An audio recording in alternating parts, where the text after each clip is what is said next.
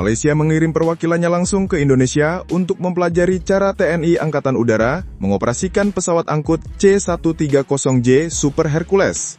Lokasi kegiatan berlangsung di Jakarta dan tujuan utamanya adalah berbagi pengetahuan serta pengalaman terkait penggunaan pesawat tersebut. Para pencinta dunia aviasi, coba bayangkan kalau kita menyebut nama Hercules. Pasti yang terlintas di kepala sebagian orang adalah sosok mitologi Yunani yang bisa angkat gunung.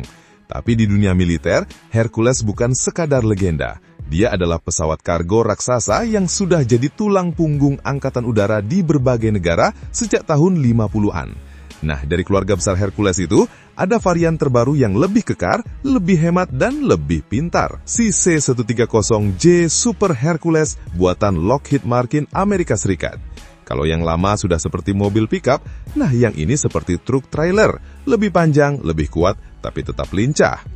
Pesawat ini ditenagai 4 mesin turboprop Rolls-Royce AE2100D3. Bayangkan 4 kipas raksasa yang bisa membawa pesawat ini melesat sampai 660 km per jam sambil terbang di ketinggian 6.700 meter. Jadi kalau ada orang iseng tanya, "Bang, itu Hercules bisa ngebut kayak mobil balapan nggak?" Jawabannya, memang bukan buat balapan. Tapi kalau soal ketahanan dan kemampuan angkut, jangan main-main. Salah satu keunggulan yang paling keren, yang bahkan dari generasi Hercules sebelumnya sudah ada adalah kemampuan lepas landas dan mendarat di landasan pendek, bahkan yang belum diaspal. Jadi bayangkan saja, kalau ada pulau kecil di tengah laut yang belum punya bandara proper, si Super Hercules ini masih bisa mendarat. Indonesia sendiri termasuk pengguna setia keluarga Hercules ini. Kita sudah lama pakai varian-varian sebelumnya. Dan sejak tahun 2021 kita resmi deal sama Lockheed Martin untuk membawa pulang 5 unit Super Hercules. Unitnya mulai datang di tahun 2023 sampai 2024 dan langsung tancap gas ikut misi-misi penting. Salah satu misi yang bikin kita bangga sekaligus terharu, yaitu pengiriman bantuan kemanusiaan ke Gaza. Bayangkan 2 pesawat Super Hercules dari Skuadron Udara 31 TNI AU diterbangkan untuk mengantar bantuan dalam operasi udara selama 12 hari. Ini bukan sekadar soal logistik, tapi juga menunjukkan wajah Indonesia di dunia, negara yang siap hadir dalam misi kemanusiaan, bukan cuma jago kandang. Dan menariknya lagi, tetangga kita pun ikut kepo. Tentara Udara di Raja Malaysia datang ke Lanut Halim Perdana Kusuma Jakarta untuk belajar langsung dari pengalaman TNI AU dalam mengoperasikan si Super Hercules ini. Bayangkan, sampai mereka bilang, "Kami kagum dengan kemampuan TNI AU dan berharap kerjasama ini makin erat." Nah, itu artinya bukan cuma pesawatnya yang keren, tapi SDM kita juga diakui. Dalam kunjungan itu bahkan, ada sesi diskusi, pertukaran pengalaman, sampai saling kasih cenderamata di hangar Skuadron Udara 31. Jadi bukan cuma belajar mesin, tapi juga mempererat persahabatan antar negara. Kalau bahasa gaulnya ini semacam sharing session yang isinya serius tapi fotonya tetap gaya senyum-senyum. Dan disinilah kita bisa lihat bagaimana Super Hercules ini bukan sekadar besi terbang, tapi sebuah simbol kerjasama internasional, kesiapan militer, dan juga sisi kemanusiaan Indonesia.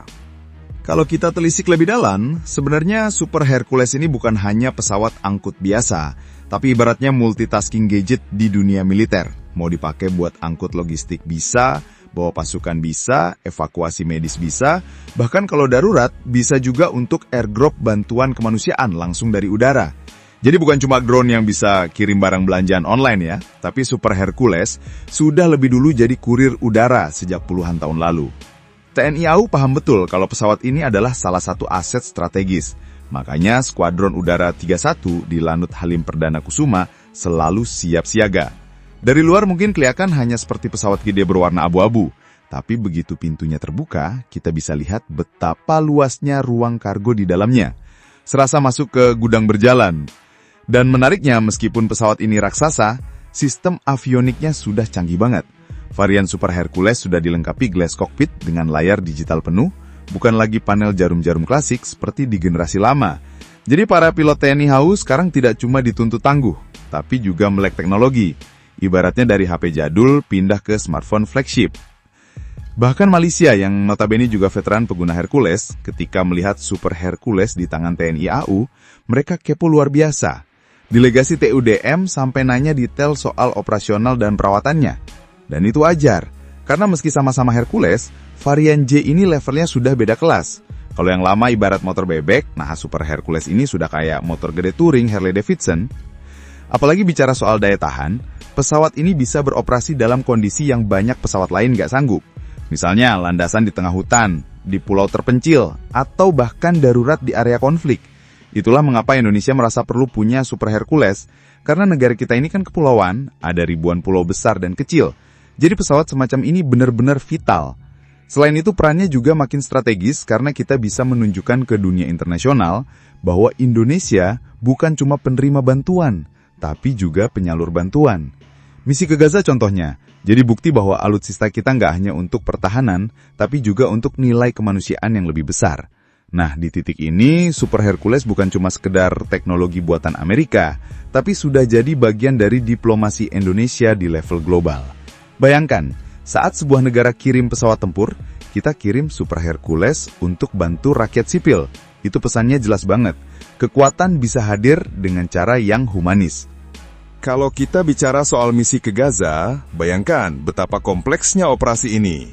Super Hercules harus terbang jauh dari Indonesia, melewati beberapa negara, dengan muatan bantuan kemanusiaan yang jumlahnya bukan main.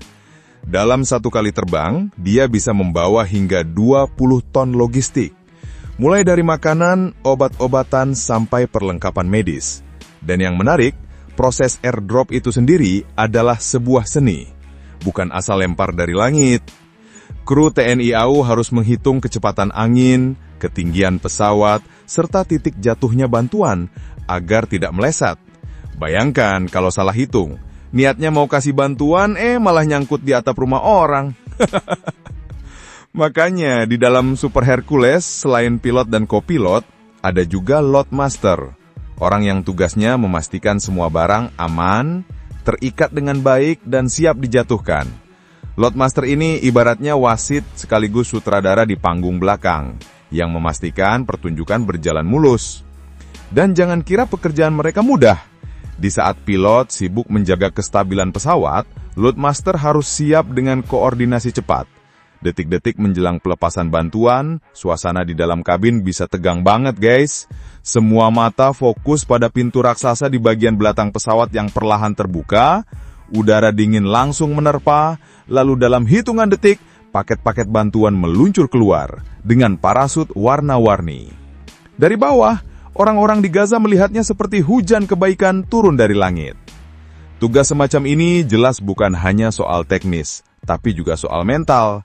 Kru TNI AU harus kuat menahan tekanan, jet lag, bahkan kondisi cuaca ekstrim. Tapi demi nama baik Indonesia dan demi nyawa orang-orang yang membutuhkan, mereka tetap jalani dengan profesional. Dan disinilah Super Hercules benar-benar membuktikan dirinya sebagai tulang punggung TNI AU. Bayangkan, tanpa pesawat angkut strategis macam ini, mustahil Indonesia bisa mengirim bantuan dalam jumlah besar dengan cepat. Mau pakai kapal laut? Bisa, tapi sampainya keburu lama. Mau pakai pesawat kecil? Ya jelas nggak muat. Jadi memang Super Hercules adalah jawaban paling tepat.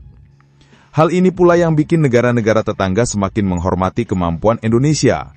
Wajar kalau delegasi Malaysia sampai kagum waktu melihat langsung kesiapan Skadron 31 di Lanut Halim.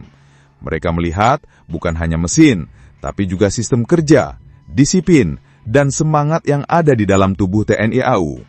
Bahkan ada cerita menarik, saat sesi diskusi teknis dengan TUDM, beberapa perwira Malaysia sempat nyeletuk sambil bercanda. Katanya, kalau ada kompetisi siapa paling jago angkut barang, kayaknya TNI AU bakal juara 1. Semua yang hadir tertawa. Tapi dalam tawa itu ada pengakuan yang tulus bahwa kemampuan kita memang layak diacungi jempol. Dan memang begitulah, keberadaan Super Hercules tidak hanya mengubah cara kita mengirim logistik, tapi juga mengubah cara dunia memandang Indonesia. Thanks banget buat yang udah nonton sampai habis. Kalau suka, ya di-like aja. Kalau merasa cocok, langsung subscribe. Dan kalau jempol udah gatal pengen ngetik, antem aja tuh kolom komentar. Mau debat? Boleh. Mau bercanda? Gas! Yang penting sopan.